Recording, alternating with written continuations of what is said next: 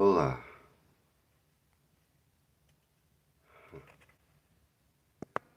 ¿Qué pasa?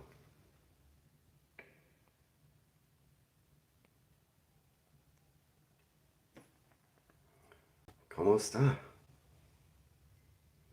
Bienvenidos.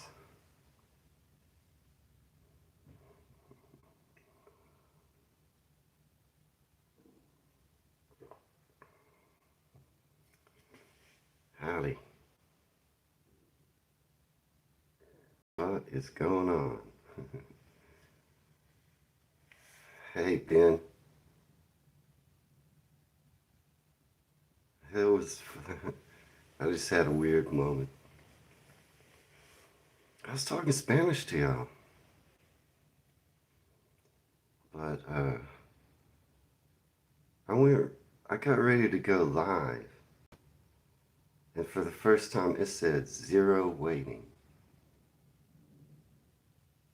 Hey, Genghis. It says 0 waiting. And is it Pancake Day? Is it Pancake Day? Is it Pancake Day? If it's Pancake Day, y'all, I'm gonna go crazy. Pancakes day to day.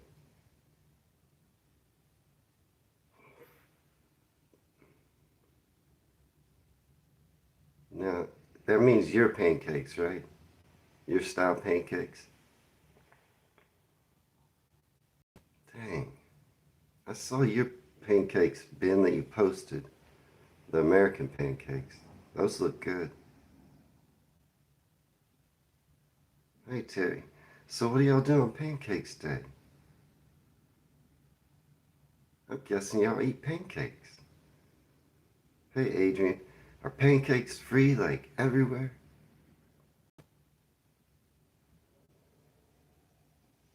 There are restaurants in the U.S.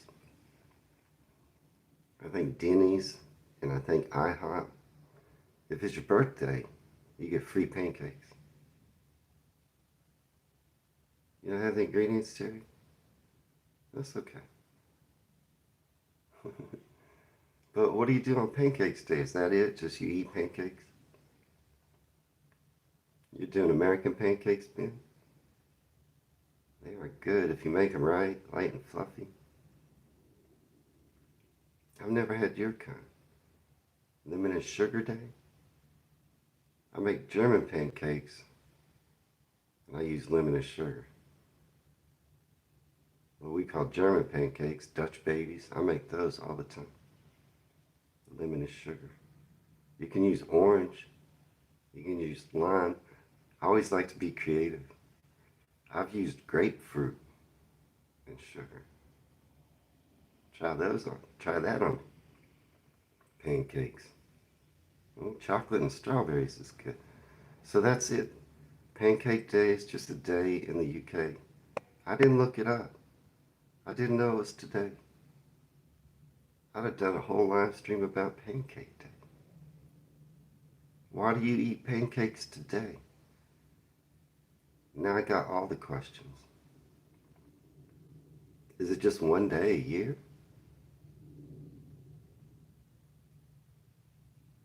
Are there free pancakes? I feel like on Pancake Day there should be free pancakes somewhere. It's Pancake Day. Is it decreed by the king? Where did Pancake Day come from?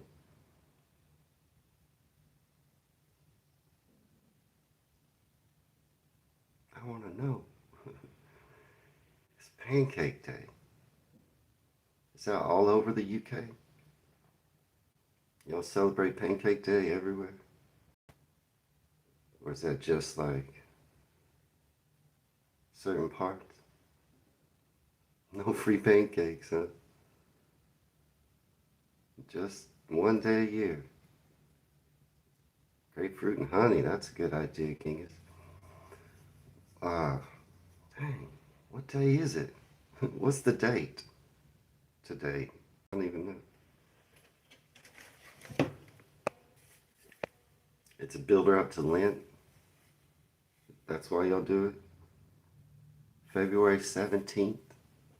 17th. Every year, February 17th. I should look up. So do most people eat? So Ben, you were saying your pancakes are a little more eggy or a little more on the crepe side. Is that what most people would eat today? Maybe I should try to make your pancakes today. I should have known. Why didn't y'all tell me yesterday? Y'all let me down. Telling me the day of. I don't know if I can make your pancakes and try them.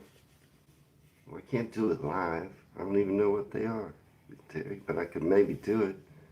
Put on my channel. Equal parts egg, milk, and flour. That's your recipe. Egg, milk, and flour. I don't even have any eggs right now. I used them all. So, yeah, they're thinner, huh? And y'all put lemon and confectioner's sugar, what we call powdered sugar, also known as confectioner's sugar. Is that what you put on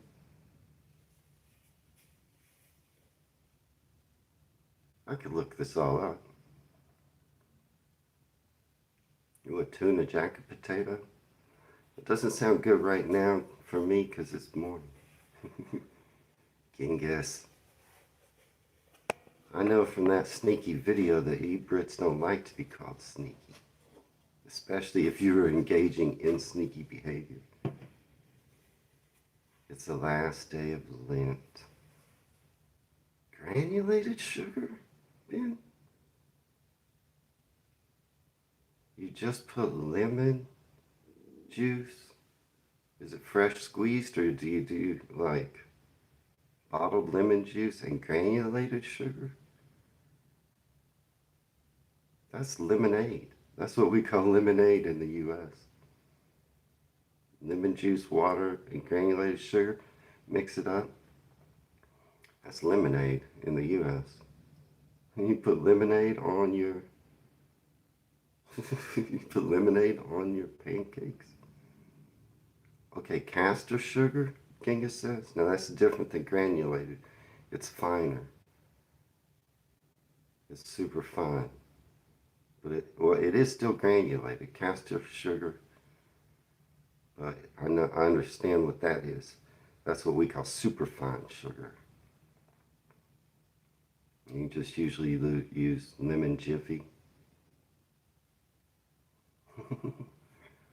Maybe I'll try it today. God, man, confectioner's sugar, what we call powdered sugar, and lemon juice. That's the sugar you should. That's the good sugar. Yeah, castor and baking. Superfine granulated sugar. Yeah, I know what the Jiffy lemon is. We have that. Yeah, it's in a plastic lemon-shaped bottle. That's lemon juice concentrate, I think. Or is it just lemon juice? I don't know, but you take that, pour a dash of that into some water, add sugar, bang. That's lemonade. Okay. It dissolves better. Superfine does dissolve better. See, just squirt a little of that on your sugar. I'll look it up.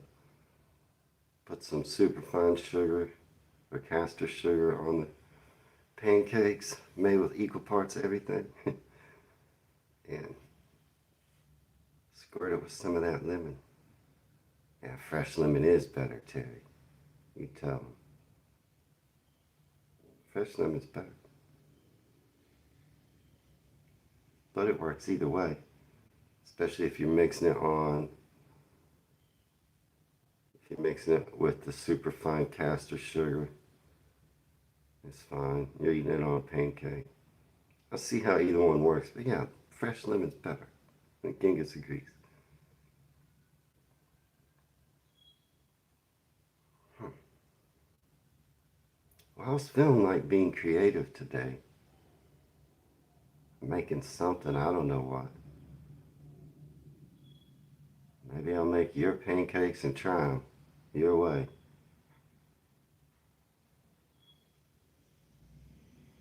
I'd have to hurry up and try to get it out.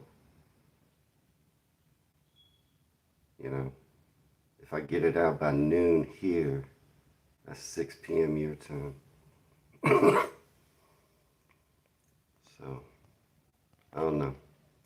I did feel like being creative today. You know what I'm saying? Which is what I was going to start with. A little bit. I got on, yeah, pancake day. Duck and plum sauce is nice. I see that. I see how that could work.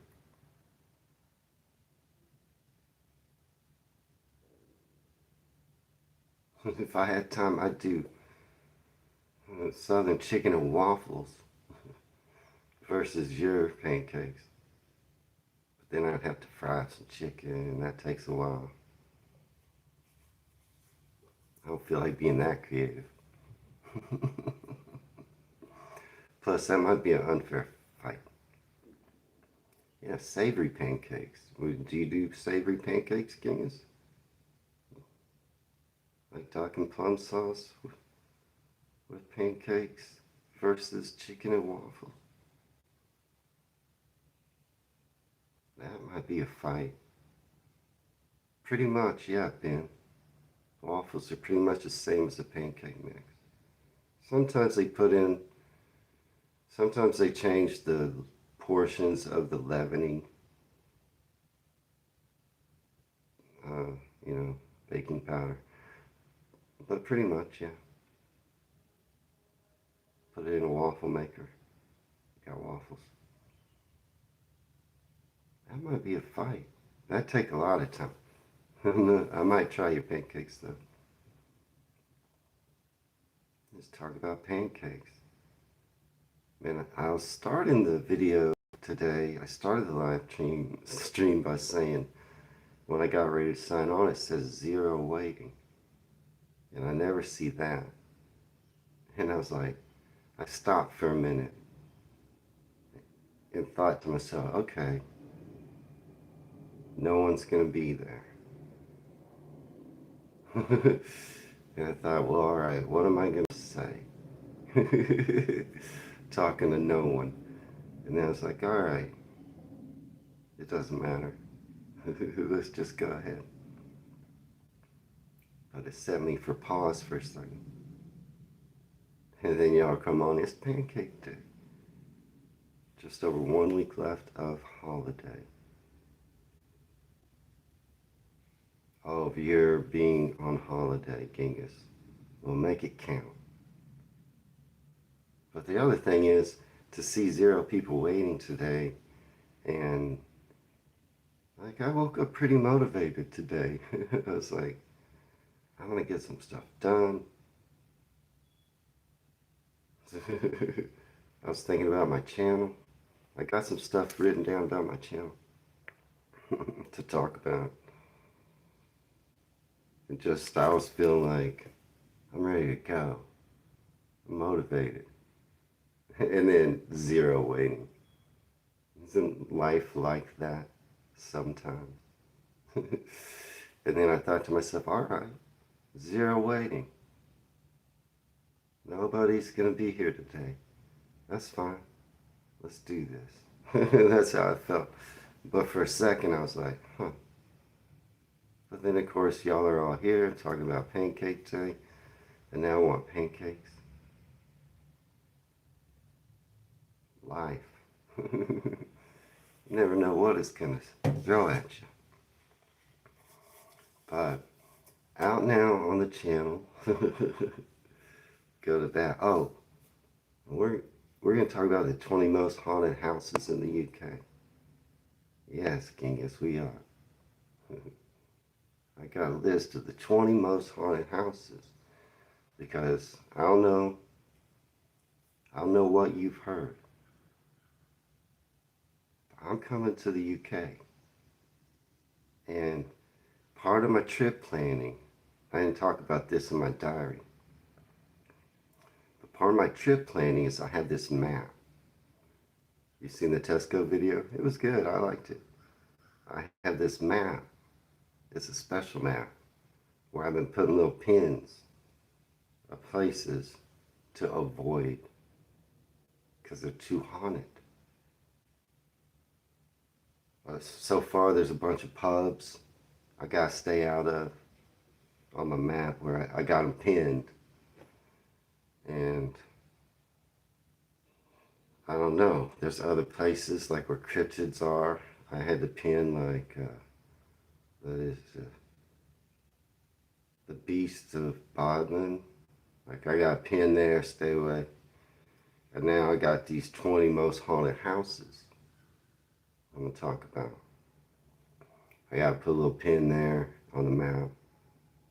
These are 20 haunted houses I gotta stay away from you. Also, there's a prison I know of. Got a pin there on the map. Don't go near that prison. Right, Ben? Your favorite haunted house you live in again? Genghis? Your house is haunted, Genghis? What's the address? I need to put a pin. Don't go near that house. Well, actually, I have just blacked off Cambridge completely. The whole city. Just don't go there. It's totally haunted. And Terry, his messages are haunted. He sends messages, they're haunted. All the UK is haunted. I know, I'm trying to find the one spot I can come and see. Adrian? Yeah. Quickly, the whole map is starting to get shaded in. I can't go anywhere. But I got the 20 most haunted houses list. Genghis is your favorite haunted house too, Ben. But okay, so yeah, the Tesco's video is out now. Terry saw it. It was good. I liked it. I understand. Can't give personal details, Genghis. That's okay. It doesn't matter. Like I said, I blacked off all of Cambridge.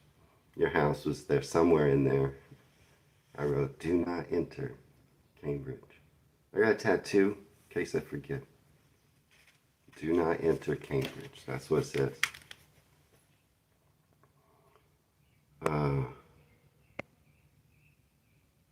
Oh, somebody said that she did a video about Weatherspoons. The similar. I might check that video out. Or I guess, I don't know. The Weatherspoons all in like weird buildings and stuff too. Is it Weatherspoons or Witherspoons? I don't know. Anyway, I might check out a video about that too. But it's interesting to see those Tesco's all in different places.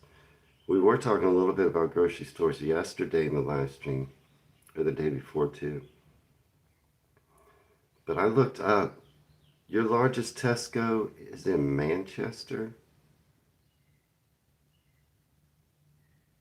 It said, and it's 104,797 square feet. That is big. That is big. I looked up the average Walmart size in the US, and it's the same, 105,000 square feet. Genghis, Terry gave out your address. In the US, you could sue him. But, so your largest Tesco is the same size as the average Walmart in the US. The largest Tesco said was in Manchester. 105,000 square feet. So if you want to know what the average size Walmart is in the U.S., go to that Tesco in Manchester. And that's the same. I looked up the largest Walmart in the U.S. It's almost 300,000 square feet.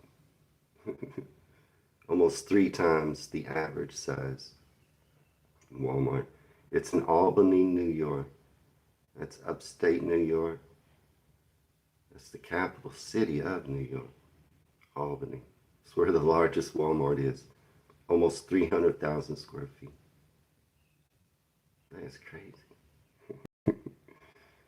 But it's the only one that's that big. Anyway, yeah, the Tesco video, it's doing pretty good. It's already almost up to 1,000 views. And that's real good. I never know what's going to do good. Also out today, the English countryside video. And I kind of anticipated that video wouldn't do that good. I just saw it and thought it looked interesting to me.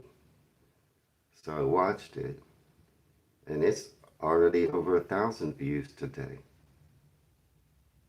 So I really have no clue. I can't even attempt to choose videos that I think will do good because all I can do is watch what I want.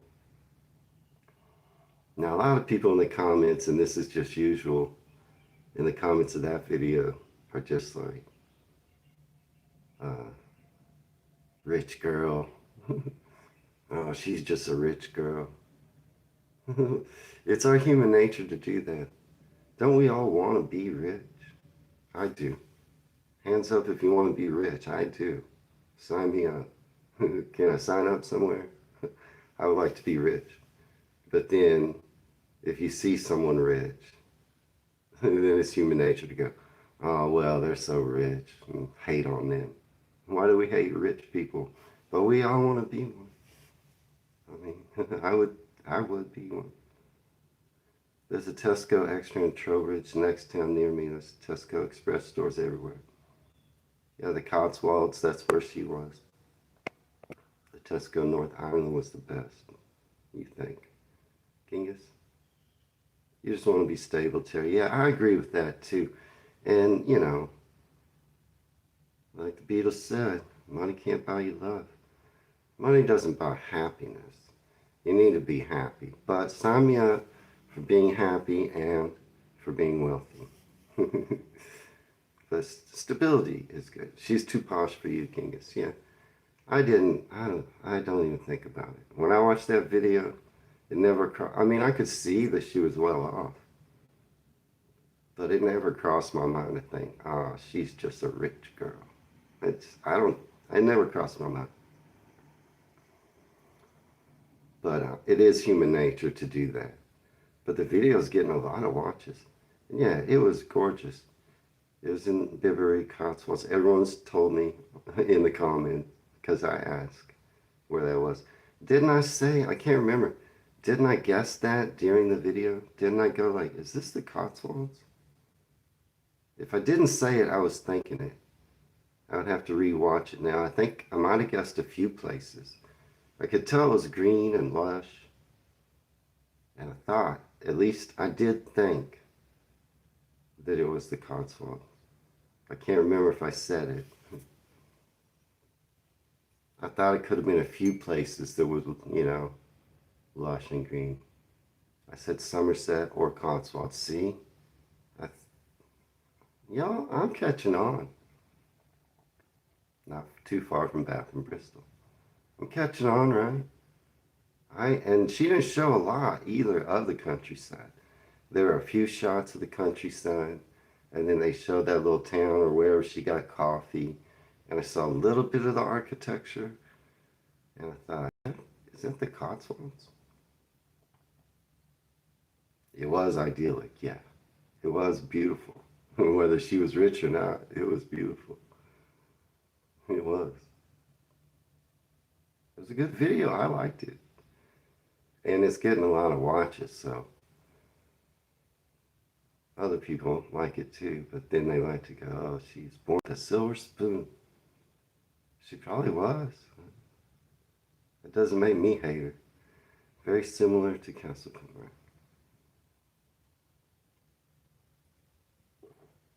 Yeah, nice area. Beautiful. And good for her, is what I say. She's rich. Some, more respect to someone who earns it than someone who doesn't. But yeah, money doesn't buy happiness. Like Genghis says, it gives you options. First, you gotta be happy. Then it doesn't hurt to have a little dinero.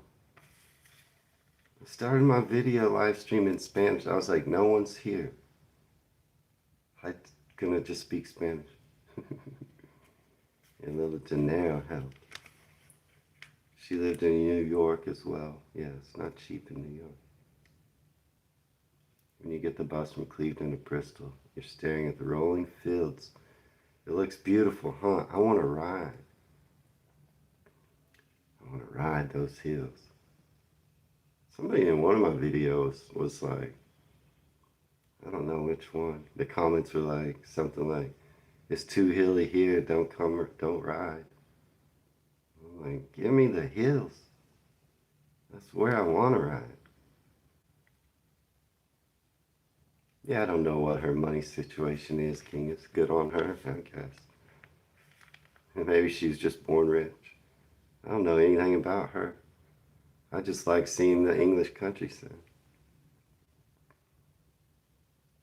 But yeah, she may be miserable, y'all. Rich and miserable, we don't know. That's a different thing altogether. So, the original content, I'm going to get to the 20 most haunted houses, y'all, but I do have some stuff on my mind. I do. Do y'all mind if I talk about what's on my mind a little bit? I will get to the haunted houses. So I put out original content on my channel yesterday. And that didn't work. It didn't do good. Both those videos got like 500 views. I don't consider that very good. They're dying. They're not continuing to get watches. Now, some of the odd things about it. The Coleman's mustard powder video got about 500 views. The Coleman's jarred mustard video is already over 5,000 views.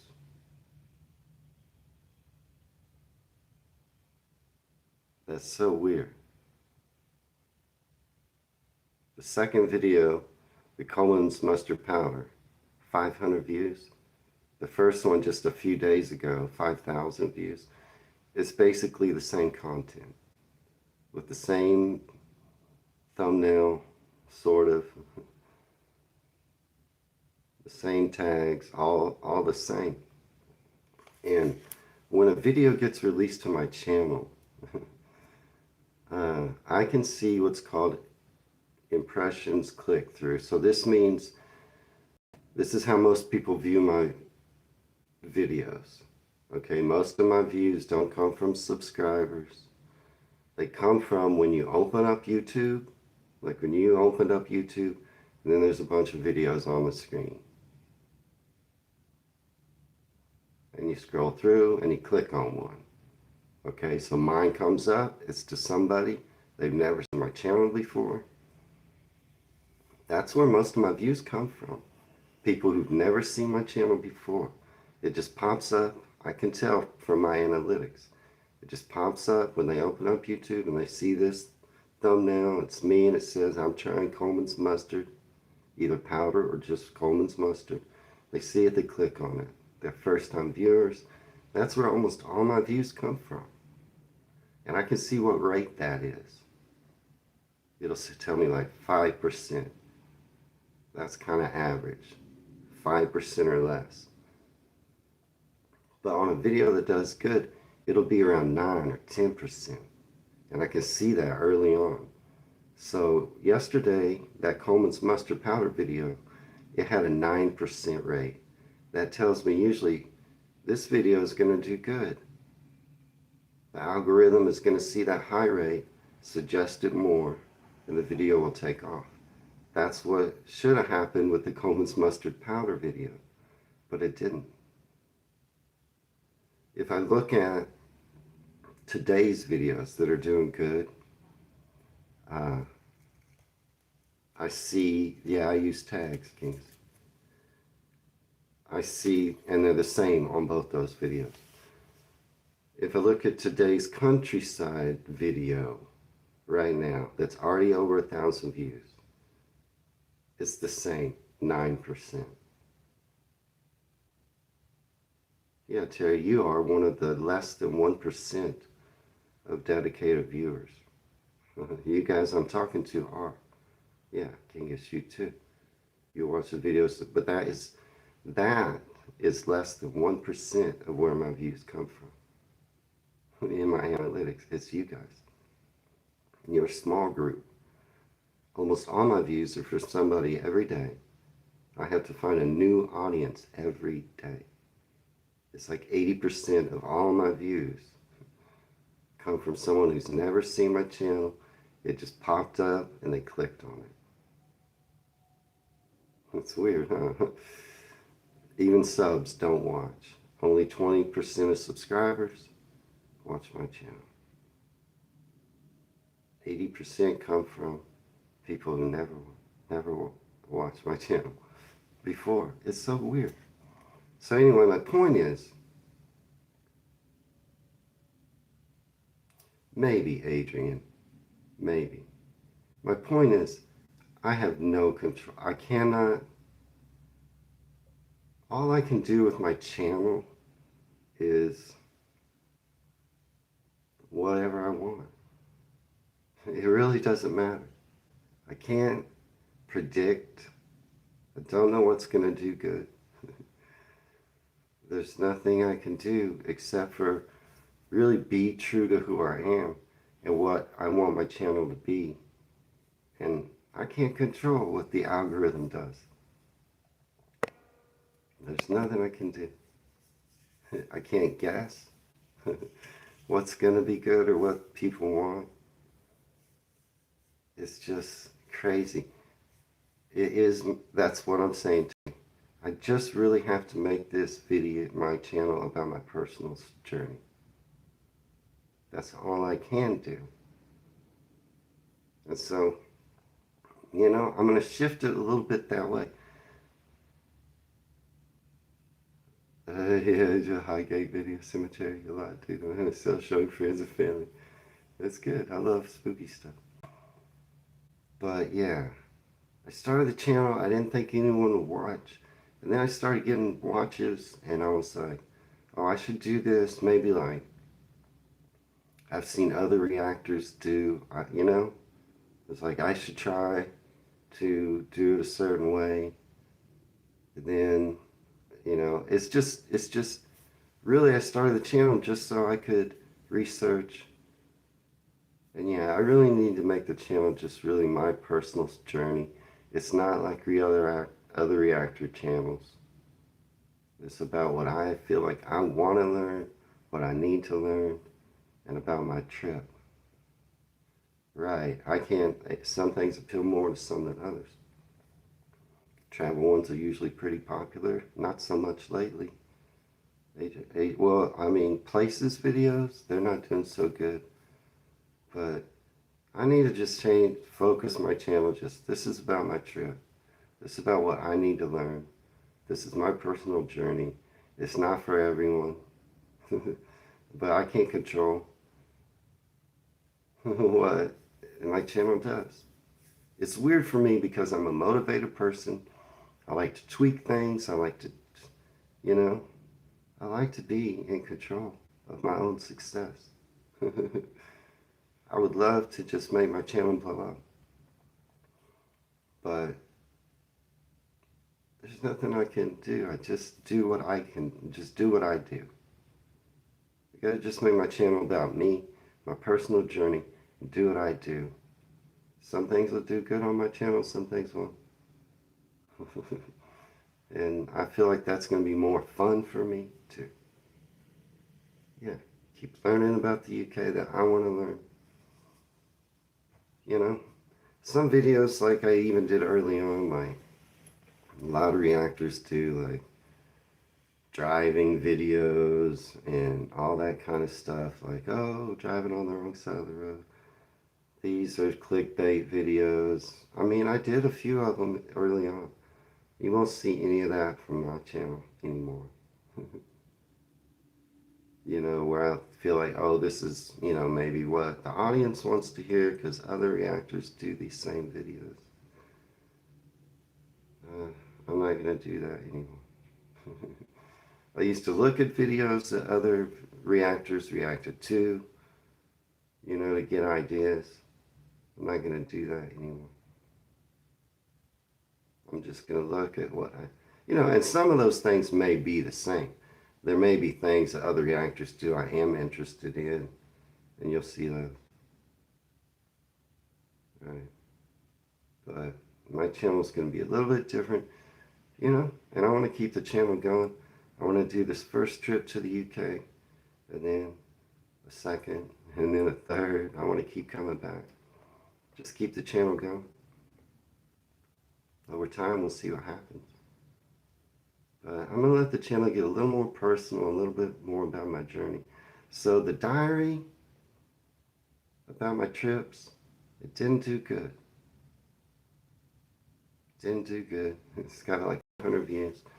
It stopped getting views. People aren't continuing to watch it. Not very much. But I still think I'm going to continue to do that series. You know? Even though it didn't really do, I was hoping to get at least 1,000 views. And it still might over the next few days. But I'm going to keep doing it. Keep planning my trip. Why not? In my trip, a little bit, you know, I'm talking about this and that and the other. Like, I'm going to stay here for so many days. I'm going to go here for some, man, all that may change. And I know myself. Sometimes I'll get a whole plan mapped out, and then I'll go, you know what, scrap that. I'm going to do something different. So don't get married to any plans I talk about, because I'm not. I'm not married to any of them. I'll just plan. Maybe start over planning at some point. Who knows? I may see something where I'm like, oh, I got to go to that area. I got to give up this one I was thinking about.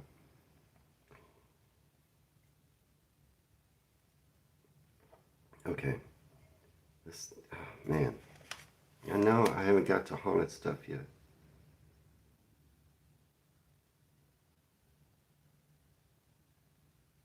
I had a lot of stuff written down I was thinking about talking about.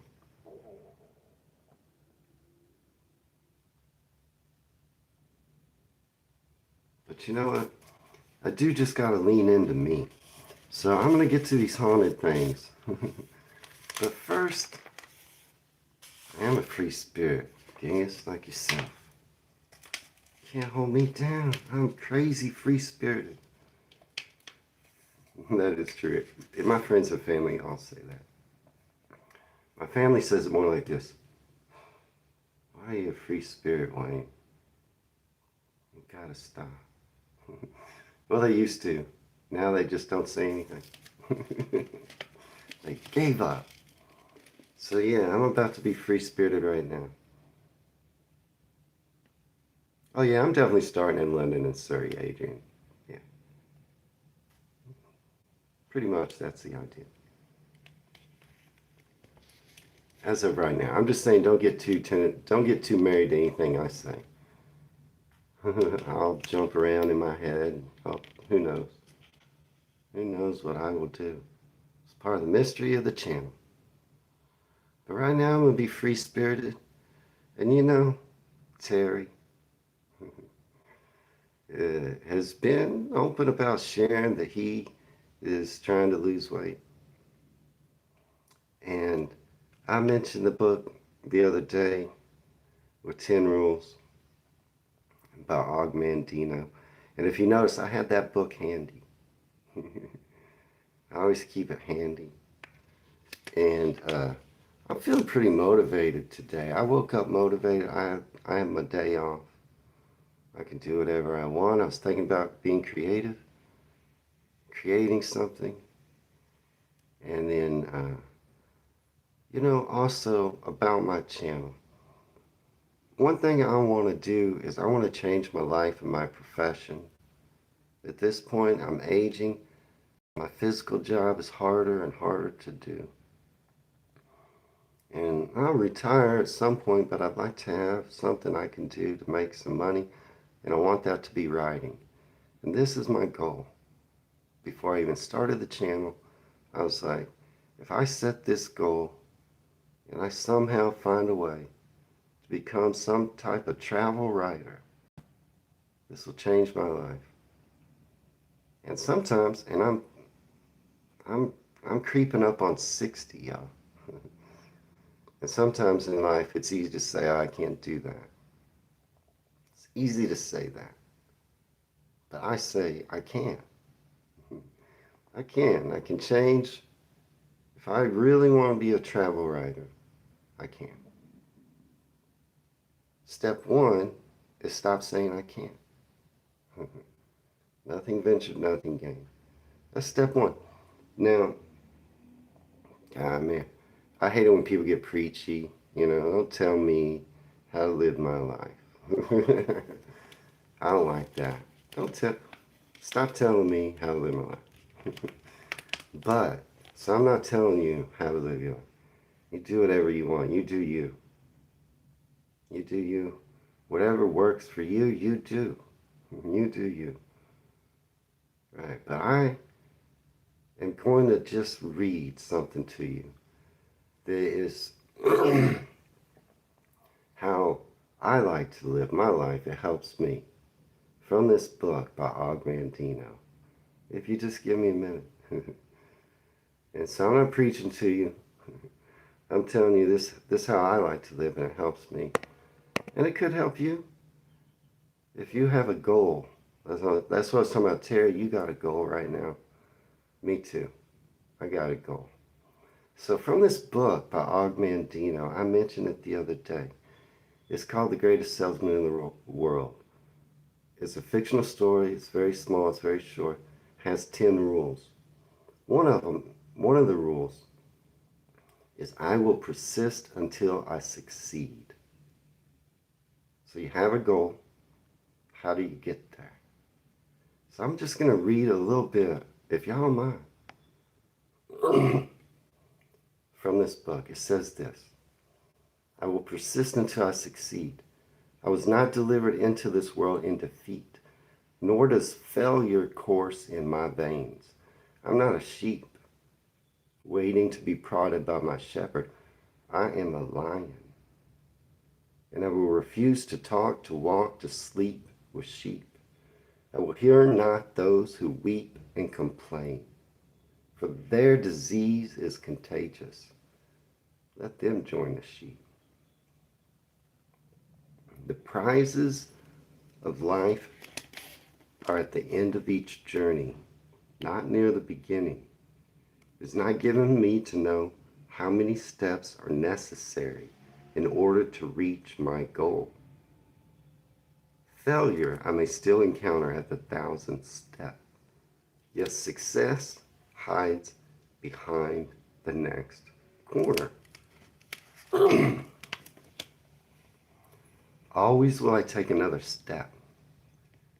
If that doesn't work, I will take another step, and then another.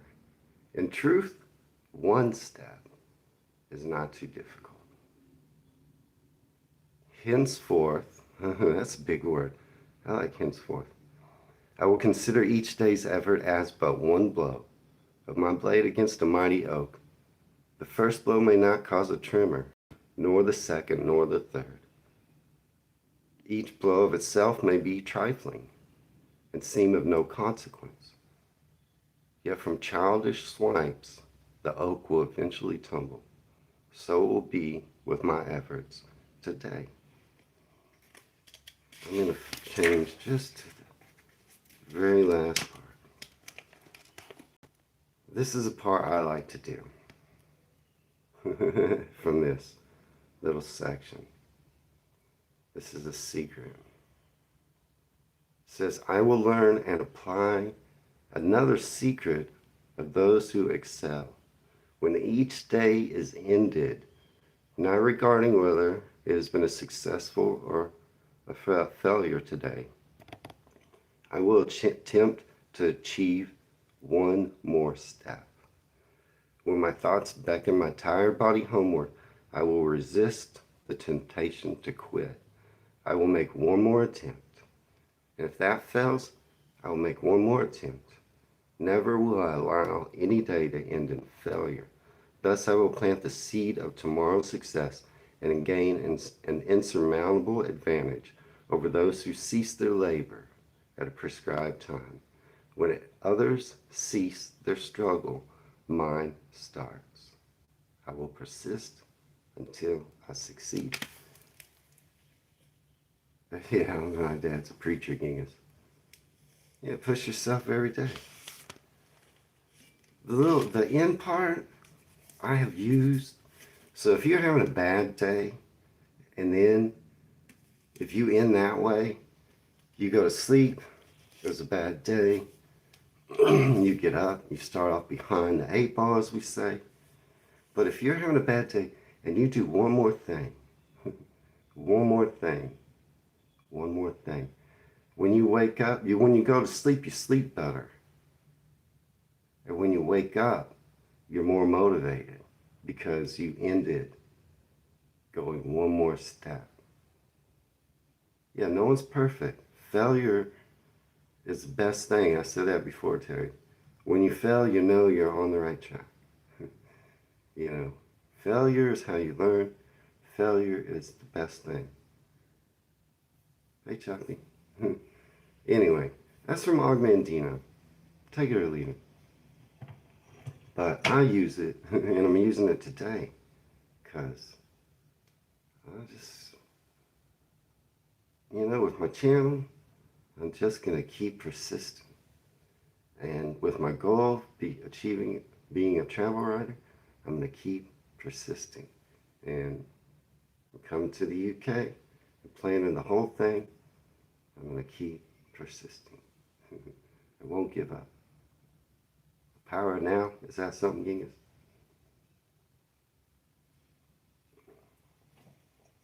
Anyway, let's talk about these places I gotta avoid.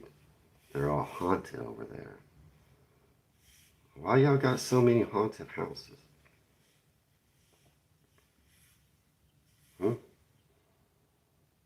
These 20 haunted houses in the UK have the worst reputation for their unwanted ghosts and spirits. From council houses to stately homes across the country, these all have a haunted story. Garden Reach in Cheltenham. Y'all know this place?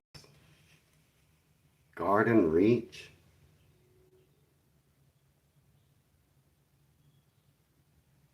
That's number 20. Put my pin in the map. Don't go there. Cheltenham. The Cheltenham haunting took place in a large house called Garden Reach on Pittville Circus Road in Cheltenham between 1882 and 1886. The original occupants were the Swinhoes. I may say some of these words wrong, I'm sorry. Henry Swinhoe died in 1876 and his wife Imogene died 2 years later. It's believed to be her ghost that haunts the house and its grounds in the form of a full apparition. I don't like that. And the sound of footsteps. One of the Despar's 6 daughters, Rosina, was the first to witness the apparition in the house when she was 19. She described an encounter with the figure of a tall woman dressed in soft black woolen material, holding a handkerchief to her face with her right hand. Her face was never clearly visible, but she was said to be wearing a bonnet. The apparition was eventually spotted by several other family members, but died down after 1889. However, there have been sporadic reports of sightings throughout the decades up until the 1980s. The last recorded report of a sighting of the apparition was in 1985, when two people witnessed a woman of the same description moving along a footpath that would have once been within the grounds of the house, which by this time had been converted into flats. They were taken aback by the woman's strange, out-of-time clothing. Why? Why is Imogene haunting that house?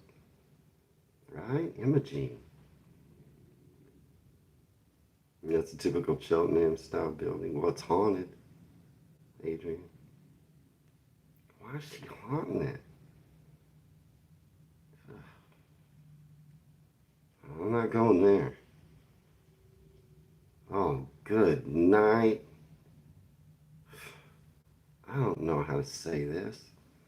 Lubil Bothi. I know what that is. A Bothi. Kinlochleven. I know what this is. It's a Bothi.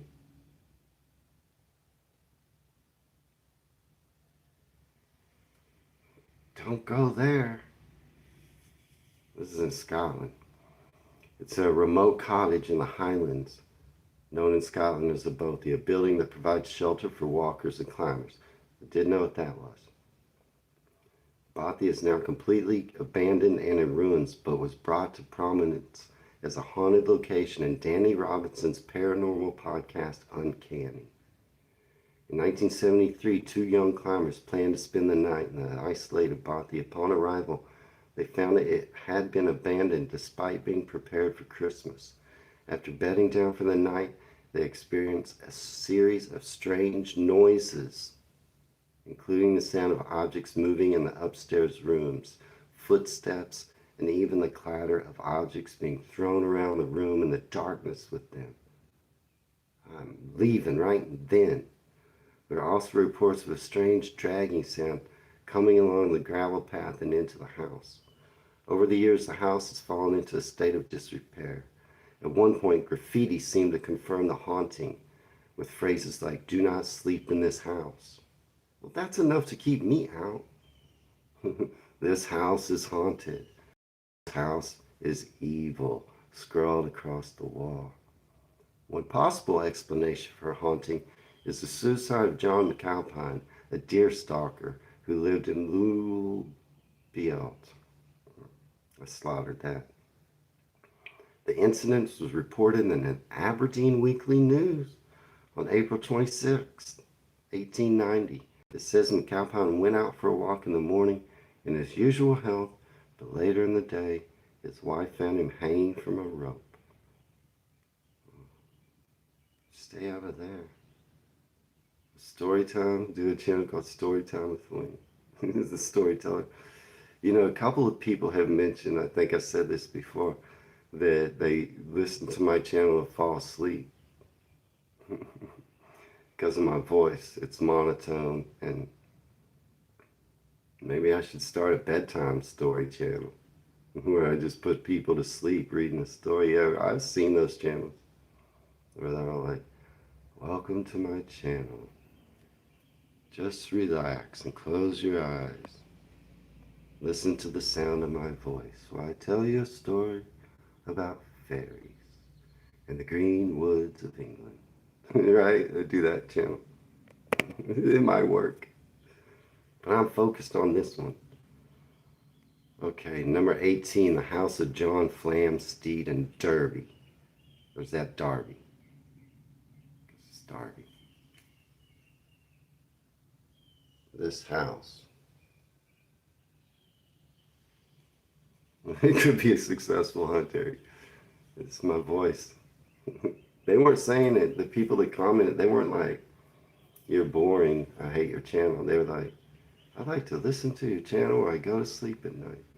I love your voice. It was they were giving a compliment. Okay, don't go here though. Put that pin in my map. Do not go to this house in the UK. And the house of John Flamsteed. Nearly 300 years ago, this building was the home of John Flamsteed. He was a personal friend of King Charles II. And he was also the first astronomer royal. Apparently, the whole house is haunted. Ghostly footsteps are heard, and doors open and close on their own. I don't like that. A lot of the paranormal activity, like strange noises and dark, shadowy figures, seem to emanate from the attic. Well, it's always in the attic. Also known as Annie's room. She was a maid of one of the former residents who live in the attic, which was used as the servants' quarters. She's been blamed for sightings of the dark, hazy female figure who's been seen in this area and for the house's poltergeist activity. Yeah, I can cure insomnia. I'll make bucks. Yeah, I know my voice is just, it's always been that way. It just is what it is, but yeah, I grew up hearing that. My voice has always been this way. I grew up hearing that. My voice is relaxing. I've done some I would do readovers and stuff sometimes in school. I would get asked to do stuff. But yeah, I don't know. Make a put people to sleep video. This one's in Brecon. I don't know how to say this one either. Helfanig Farm in Brecon. Man, I hate that looks beautiful. I don't want to cross that one off my list. It looks so lovely. I'll just stay at a safe distance, but yeah, no, you're kidding, Genghis. Anyway, built in the 1950s, this farmhouse in Wells, that for 6 years from 1989 was the focus of a disturbing haunting and underwent more exorcisms than any other in British history, which resulted in the house being dubbed Hellfire Farm. The family living in the home reported unsettling activity that began shortly after they moved in, which included disembodied footsteps. Those are the worst. And an exorbitant electricity bill? Well, that's probably the government. To what they believed to be a supernatural power drain. Over the next few years, they experienced banging and thumping, objects moving around the house, farm animals mysteriously dying, unexplained putrid smells, doors slamming in empty rooms, and sudden temperature drops. The haunting also had a negative effect on the family's personalities and lifestyles. There were several reports of apparitions, including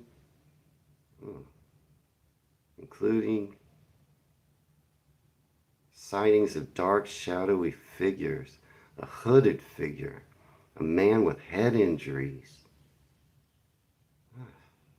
an old woman with a hooked nose who was believed to be a former resident who had died at the property.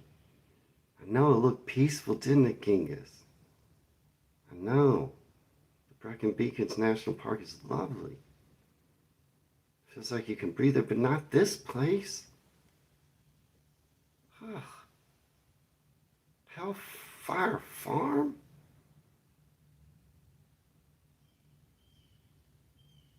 Yeah. I just gotta stay a safe distance away from Hellfire Farm. Man walking around with head injuries. Have some self-respect. I know it sounds like Amityville, Genghis. That all happened in 1989. What about this one? Clopton House in Stratford. Just the picture looks creepy.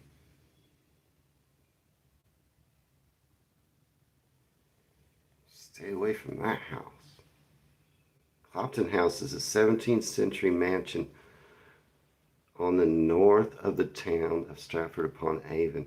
It was here that Margaret Clopton, abandoned by her lover, ventured out into the night and drowned herself in the ancient well in the house's grounds. It is thought that her story influenced the story of Hamlet's Ophelia. It is said that her ghostly figure is still seen kneeling by the well. Okay, well, I'm not going to cross that one off. Right?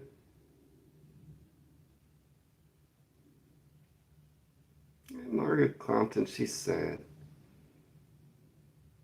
She was abandoned by her lover. I feel for her. She unfortunately drowned herself in the well on the grounds. Maybe influenced Hamlet's Ophelia. I'm gonna leave that one. I'm gonna say that one's okay. That one's okay. She's not hurting anyone. Maybe she inspired Shakespeare. Tip of the hat to her. I'm still gonna go to Stratford-upon-Avon. How about the Seafield House in Westward Ho? All right, that's a nice looking place.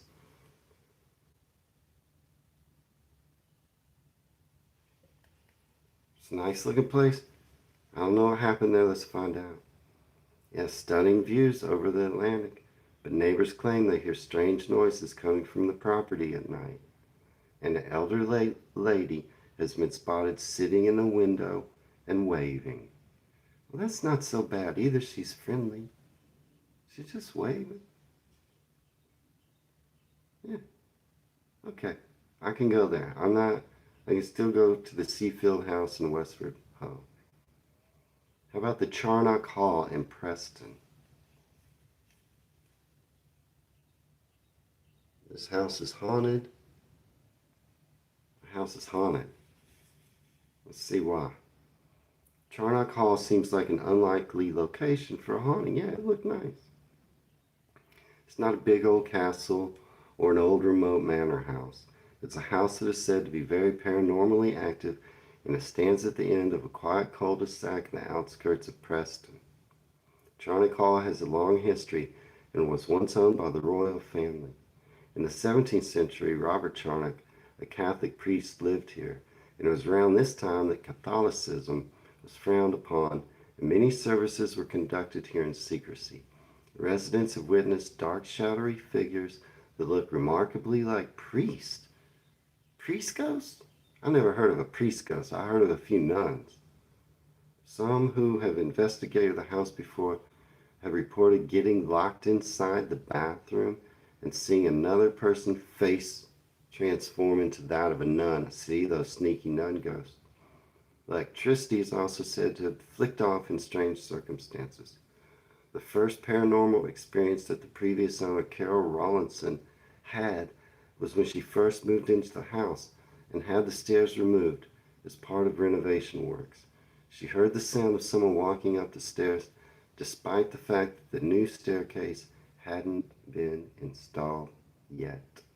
She said her stereo also frequently turns itself on in the middle of the night. Unless, was that you, Ben? Stop turning people's stereos on in the middle of the night. On another occasion, a friend waiting for Carol outside saw a boy bouncing a ball in the upstairs window. Okay, I'm not going there. I'm not going to Charnock Hall in Preston. I don't want to look in the mirror and have my face turn into that of a nun. And yeah, I'm pretty sure. See, some of these places, I'm not sure if they're ghosts or if Ben's just playing pranks. Because he said, remember, he said he likes to scare people and prank them. So some of these, like when it's like, oh, the lights turned on or off, or oh, the radio turned on or off, some of those could be Ben. But if you look in a mirror and your face transforms to a nun, that's not Ben. You should get right out of there. Should get right out of that place. I don't know. Has Ben? I don't get. Ben could be a ghost. That's what Genghis is saying. I think this place is called the. How do you pronounce? Okay, is it Cage in Saint Ost?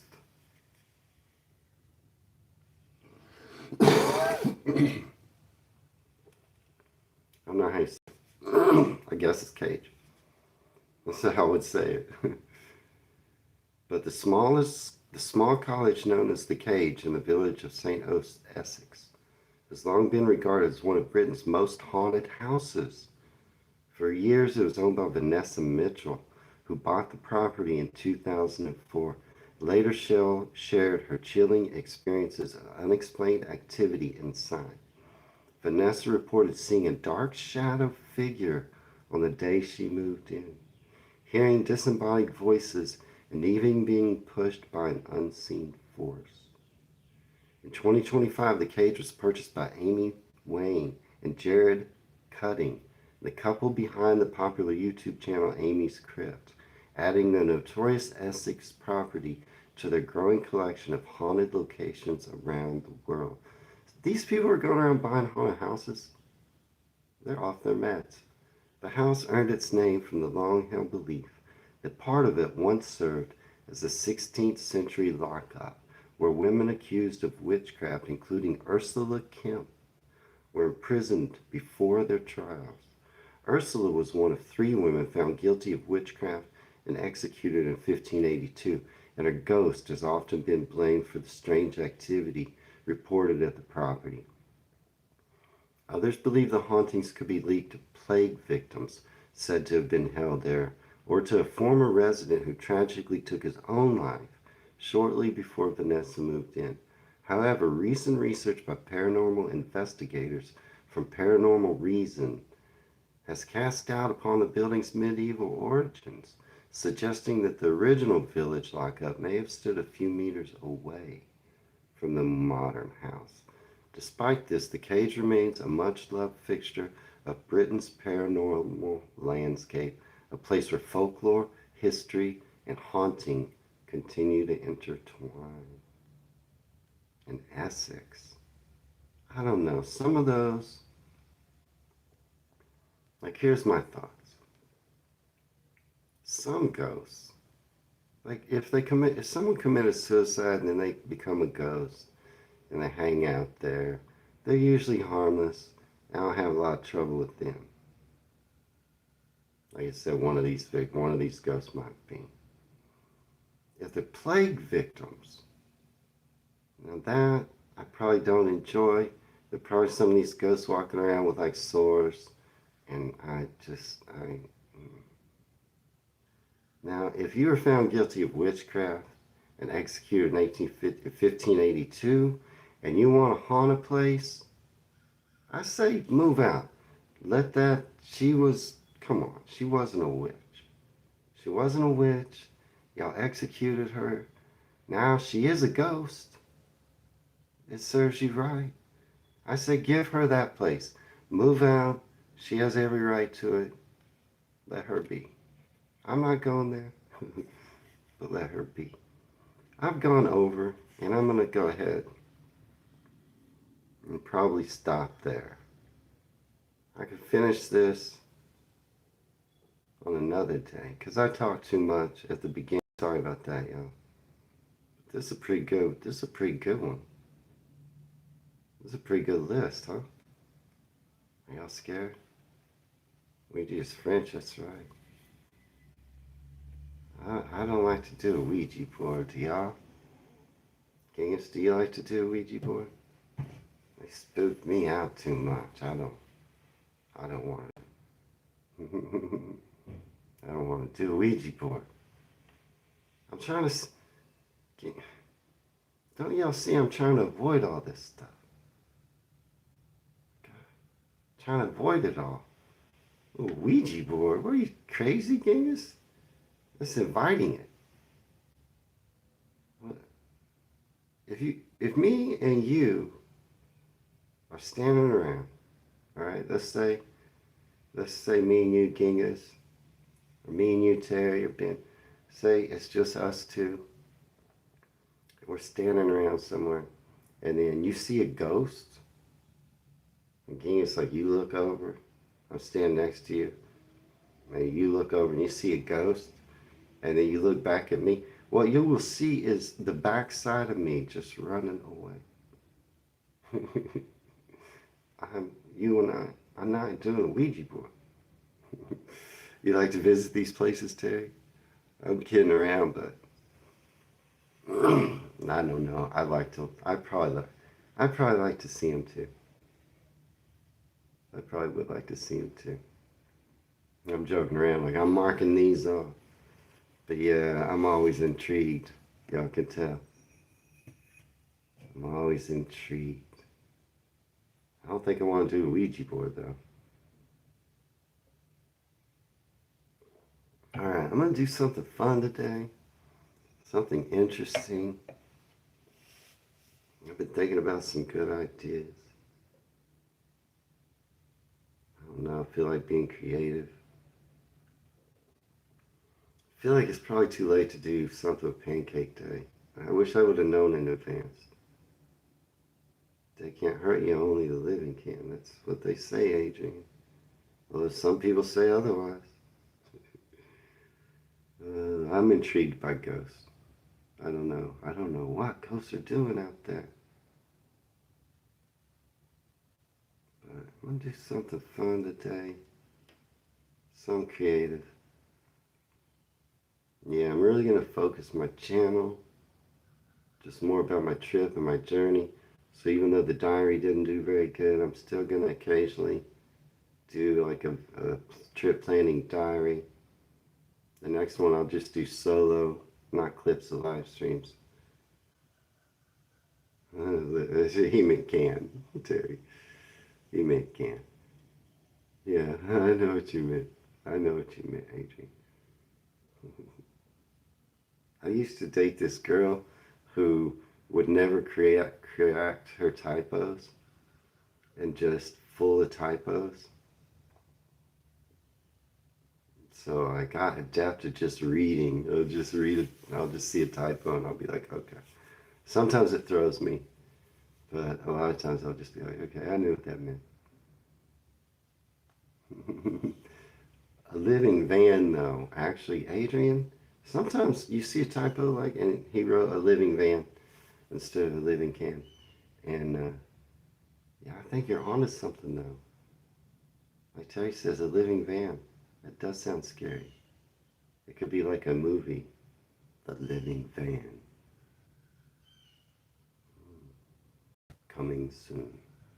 In a world where the living van hunts you down. It's just my voiceover for the movie.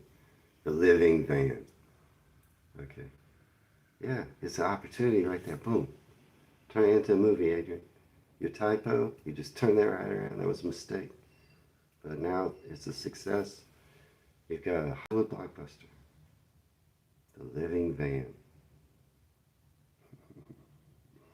And Night of the Living Van. That's Ben's got the best title. The Night of the Living Van. Ooh. In my mind, I'm like, it looks like the Scooby-Doo van, but it's evil. The Night of the Living Van. Anyway. Alright, I should wrap things up. Man, yesterday, that video, the live stream, it was noisy when I watched the playback. Sorry about that. And then right at the end, I was like, I could take you all on the bus. And then I realized I couldn't because my phone is where my bus pass was. And then I had to like leave really quick. There's the bus, gotta go by. That was a weird ending to the live stream. Duel. Yeah, that's with the cars, right? Dennis Weaver? Dennis Hopper? Dennis Weaver? Weaver. Is that about the cars? Evil cars? Duel? I feel like it's somewhere. in the back of my head? Truck? Okay. It was evil, like Christine, Stephen King book. Or Maximum Overdrive is another evil car. Stephen King, evil truck. Trucks come to life. Christine, the book's pretty good. Movie, it's not bad. It's easy to imagine an evil car in your head, but when you put it on the screen, it loses a little something.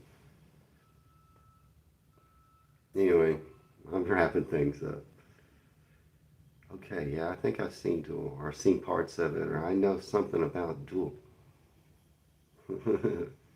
Maybe in Spielberg's, was that his like student film? Might have been. Or early, first thing he did. Anyway, I'm wrapping things up. Gonna have fun today.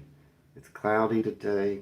It's probably only gonna be about 18 outside. Yesterday was sunny and nice, but I worked. Today I'm off. It's cloudy. It's kind of gross.